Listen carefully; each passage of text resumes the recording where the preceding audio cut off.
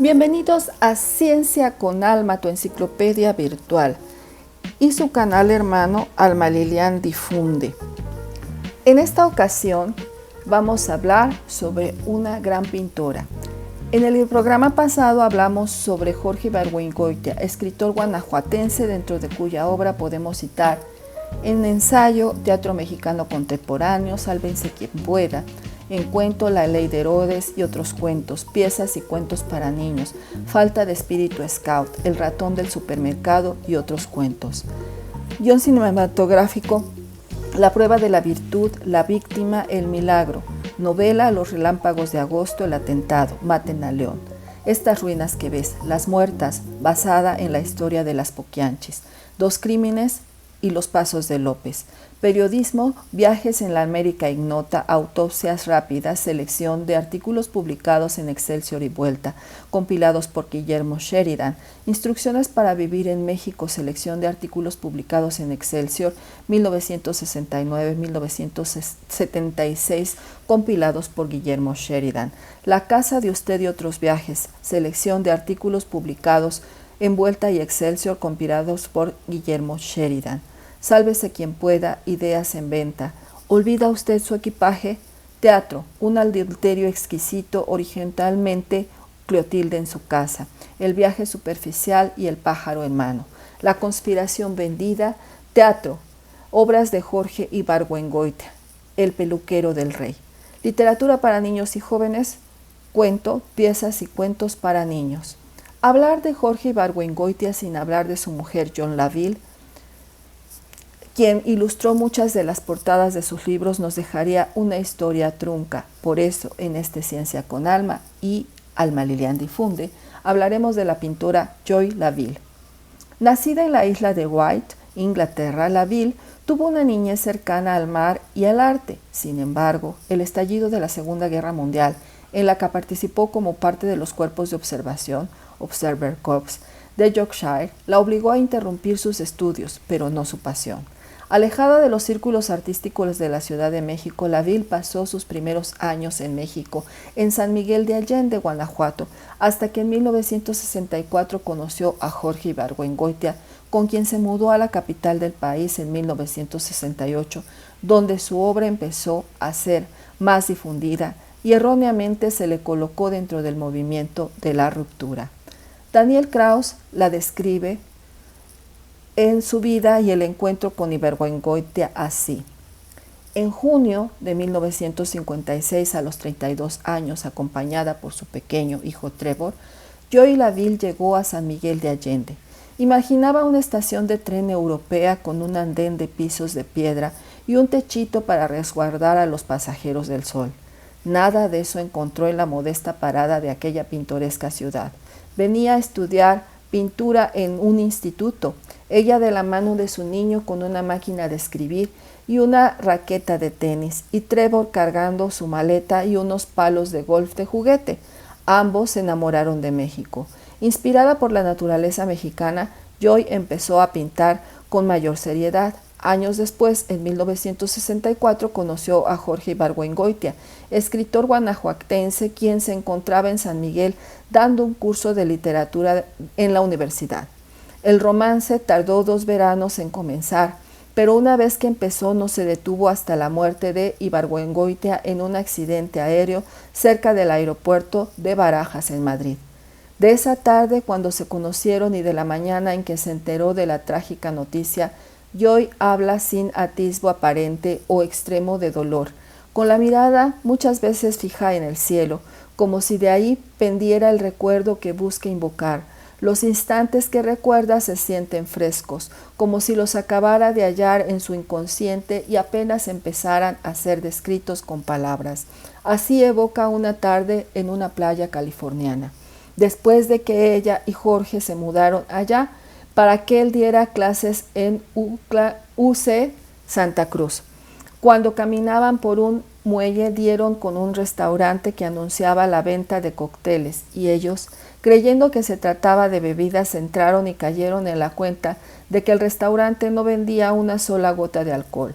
Los cócteles eran de mariscos. Una y otra vez a lo largo de nuestra charla, Joy regresa a estos momentos aparentemente nimios de su vida con Jorge, y así, como siempre fue incapaz de usar frases grandilocuentes para describir su obra, tampoco lo hace con su matrimonio. Joy se centra en la divertida cotidianidad de su vida con Jorge, porque son esos recuerdos que parecen inconsecuentes los que deja la erosión del tiempo. Quedan esos vistazos al pasado, esas luces lejanas como recordatorios de viejas alegrías. Cuando Joy termina de contar la anécdota del restaurante de cócteles, me ve a los ojos, me sonríe y exclama, sin vestigio histriónico alguno, como una confidencia: "Those were good times". Como sabemos, el término movimiento o generación de la ruptura fue acuñado por la crítica de arte y en su momento directora de este recinto, Teresa del Conde, 1938-2017, para poder abordar a una serie de artistas que estaban realizando prácticas artísticas que diferían con la Escuela Mexicana de Pintura y el muralismo. Sin embargo, también se ha utilizado este concepto para señalar de manera muy indistinta a todos los creadores que producen de 1955 a la fecha. Por esta razón se coloca a Joy Laville dentro de esa etiqueta, pero su formación y desarrollo son distintos. La creadora irrumpe en la escena del arte mexicano de manera atípica, pues fue en Guanajuato donde inició su búsqueda y no en la capital donde estaban los círculos artísticos e intelectuales. Tampoco tuvo una formación académica ni se consideró parte de este movimiento. Es necesario entenderla desde su contexto. Joy desarrolló su propuesta artística en completa libertad y su obra estuvo alejada de las tendencias que estaban en boga, es decir, no hace abstraccionismo, geometrismo, cinetismo o conceptualismo. Su obra muestra búsquedas sobre lo cotidiano, la experimentación del color y la espacialidad.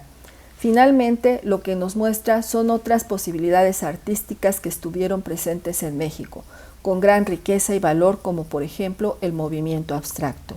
Ella trabajó acuarela, pintura pastel, gráfica.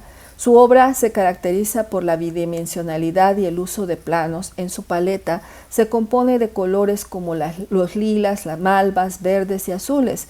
Entre sus géneros están los paisajes, principalmente los marinos, el desnudo, sobre todo el femenino, así como representaciones alargadas de la figura humana con una sensualidad fuertemente expresada, y las escenas domésticas con óleos de floreros, gatos y habitaciones. A pesar de la bidimensionalidad, genera mucha profundidad en el espacio, y esto lo logra por su manejo de las figuras y las manchas de color, la que la convierte en una artista muy singular.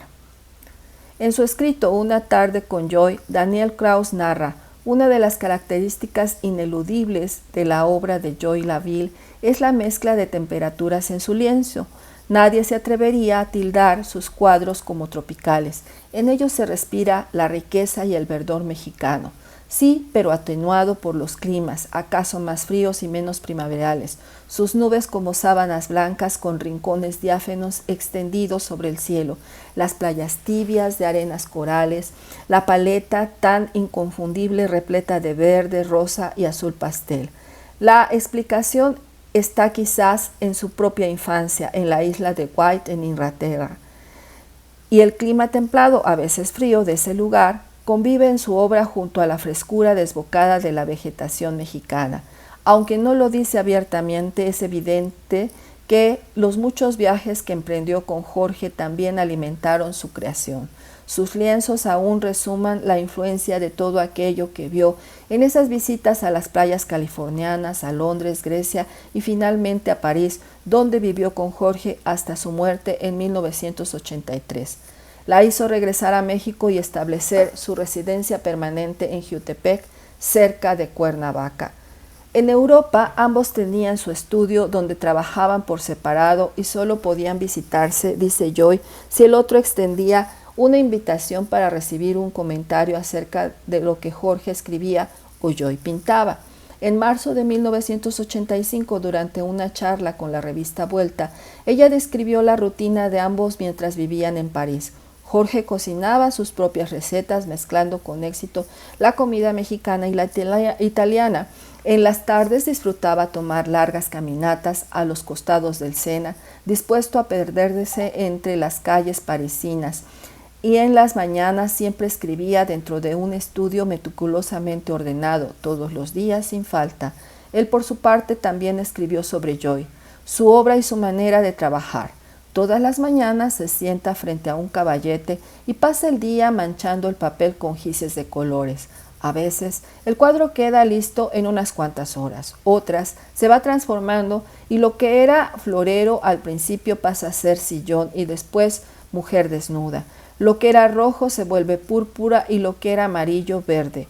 Jugaban ajedrez y ella casi siempre ganaba. Le costaba trabajo dar con objetos extraviados en las profundidades de sus bolsos y ninguno de los dos sabía manejar.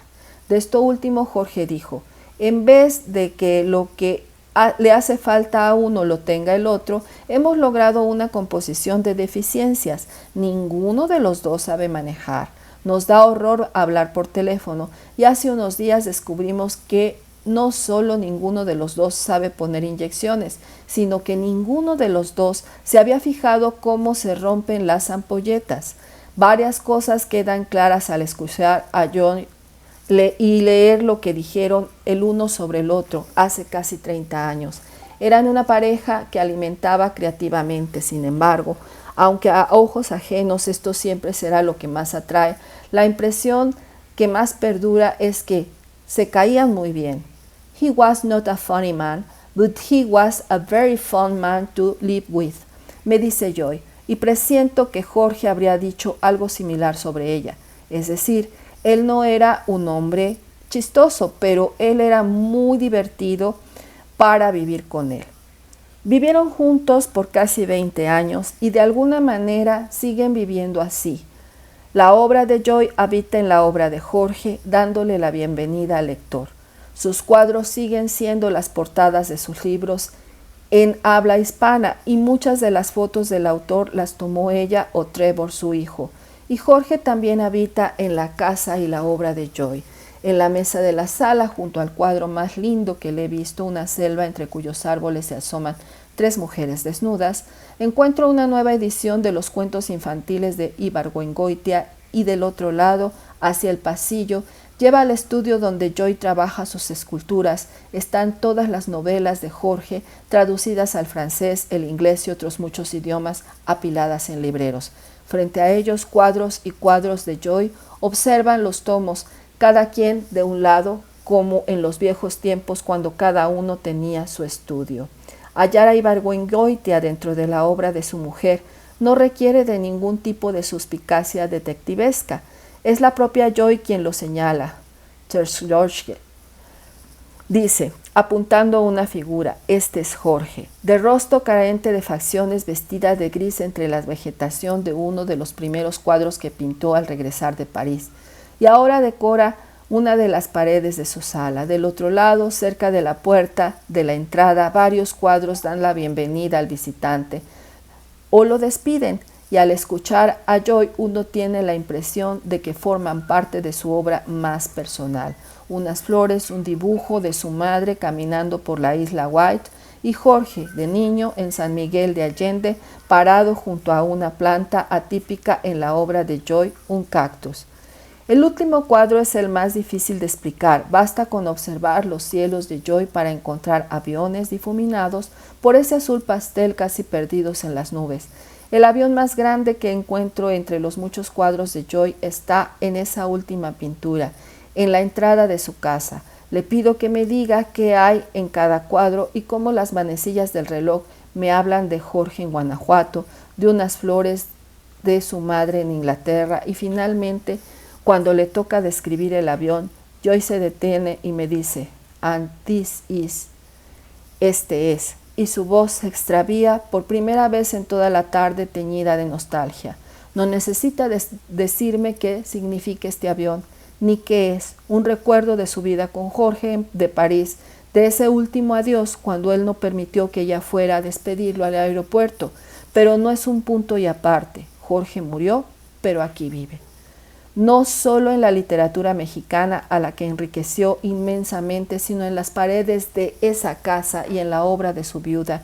Joy Laville, admirable pintora y bellísima persona, quien después de ese fugaz instante melancólico se recompone en un santiamén. Me lanza una sonrisa muy amplia y acompañada por su perro me despide agradeciéndome la visita y la conversación. Joy Laville dejó esta existencia el 13 de abril de 2018 a los 94 años en Jiutepec, Morelos. Ahora ya están juntos Jorge y Joy. Y con esto terminamos esta bellísima historia, no sin antes invitarlos a nuestro nuevo Ciencia con Alma, tu enciclopedia virtual, y Alma Lilian Difunde. Muchísimas gracias.